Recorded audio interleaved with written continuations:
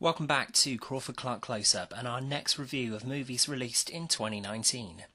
As they've shown in recent live-action adaptations of Cinderella, The Jungle Book and Beauty and the Beast, Disney are looking to revive classics from their back catalogue to give them all new followings and help those of us who remember the originals fondly to remember these tales as old as time all over again. In 2019 we have The Lion King getting the remake treatment later in the summer, but before that we have the much hyped reimagining of the 1992 Disney original Aladdin, the rags to riches story where the eponymous Aladdin tries to win the heart of Princess Jasmine, all through the help and guidance of a mystical genie from a lamp hidden in a cave of wonders. In this double review, we'll be giving you our thoughts on the original classic from Disney's Renaissance in the 1990s and comparing it with the Guy Ritchie directed glossy update from this year. First of all, let's wind the clock back to the late 1980s. Any doubts that Walt Disney Pictures had run out of steam were banished with the first of their golden age of pictures, The Little Mermaid. Following the success of its follow-up, Beauty and the Beast, the first animated film in history to be nominated for a Best Picture Oscar, Disney were in the ascendancy. Enter Alan Menken on score duties, providing some of Disney's finest toe-tapping melodies, an incredible voice cast led by the mighty Robin Williams, and a story with a rip-roaring pace. Never has 90 minutes flown by so stylishly and as intricately as it does here. Aladdin is a tour de force of animation. Building on previous successes and the beauty of the Disney characters, both good and evil, Disney's 31st animated feature succeeds on almost every level, from the gorgeous animation and colour palette to a cast of memorable characters. Jasmine is arguably the most beautiful Disney princess, animated to perfection and voiced by the brilliant Linda Larkin. Jafar, the most devious of villains, brought to life by Jonathan Freeman. Aladdin, the eponymous underdog, voiced by Scott Weinger. But this film is all about the late, inimitable Robin Williams, the star of the show as the unstoppable genie. Williams reportedly improvised his role for the film so much that there was almost 16 hours of material on film for the genie.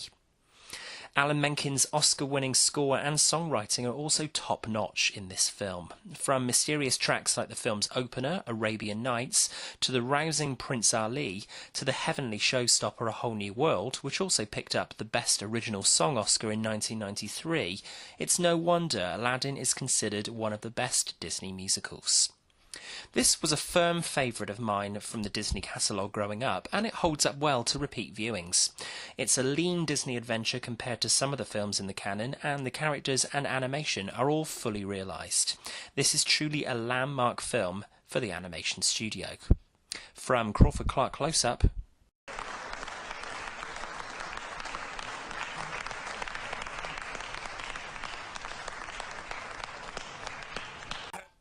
When the idea was mooted for a reimagining of one of Disney's most beloved stories, and moreover that Guy, Snatch, Lock, Stock, Ritchie would be taking the helm, filmgoers and critics alike were sceptical.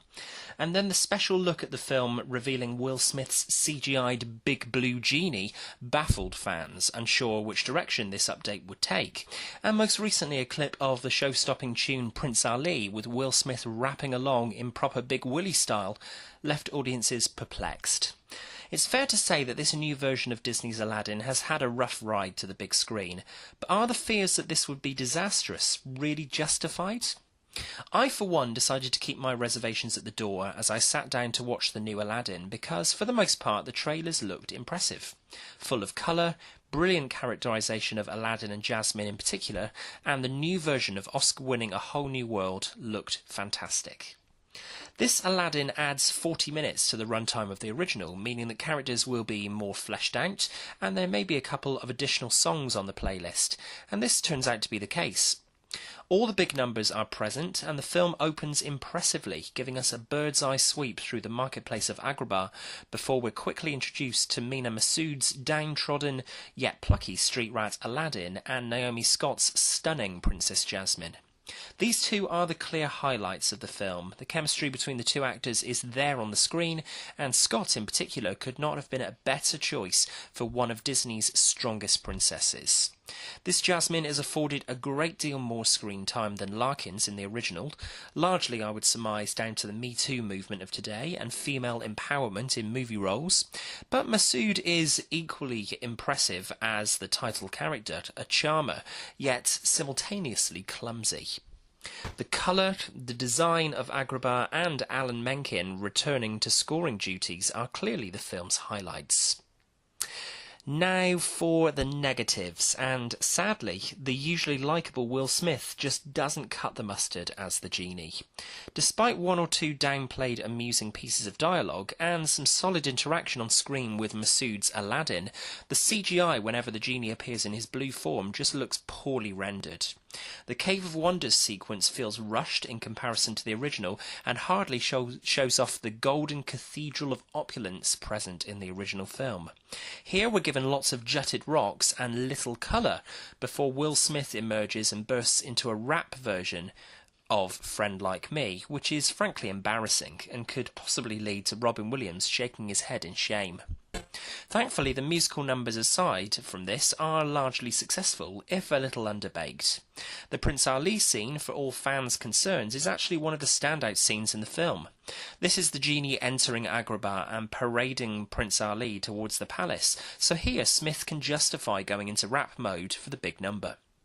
The most impressive song in the film is actually a newly written track performed by Naomi Scott's Jasmine called Speechless. Destined to be Let It Go 2.0, this is actually a much stronger song than the aforementioned and is performed superbly by Scott in the final act of the film. The most questionable acting choice in this update? Marwan Kenzari's watered-down Jafar. Whilst not a terrible antagonist, the character is largely about sneering and snarling at people, as opposed to portraying true villainy in the ilk of the original personification of the character, making it one of the film's biggest wasted opportunities. Despite mentioning a lot of negatives, Aladdin 2019 is not all bad. It's certainly a mixed bag and doesn't stand up close to the untouchable original, but Guy Ritchie holds most of the threads together admirably for this update. There could have been a little less genie and more focus on the colour and the rich poor dichotomy of Agrabah, but on the whole, it's an engaging 21st century reprisal of a classic. From Crawford-Clark Close-Up. Take a chance on me. Sorry. So, those are our thoughts on both versions of Disney's Aladdin. Have you seen the new Aladdin yet? If so, do you agree with our review? Let us know your thoughts in the comments below, and be sure to check out our next Disney double for The Lion King later in the summer. If you enjoyed this review, don't forget to subscribe to the channel and come and find us on Facebook and Twitter. You can also email us suggestions for future reviews on the channel to crawfordclarkcloseup@gmail.com. We've got lots to come in 2019, but for now, thanks for watching, and until next time, that's a wrap.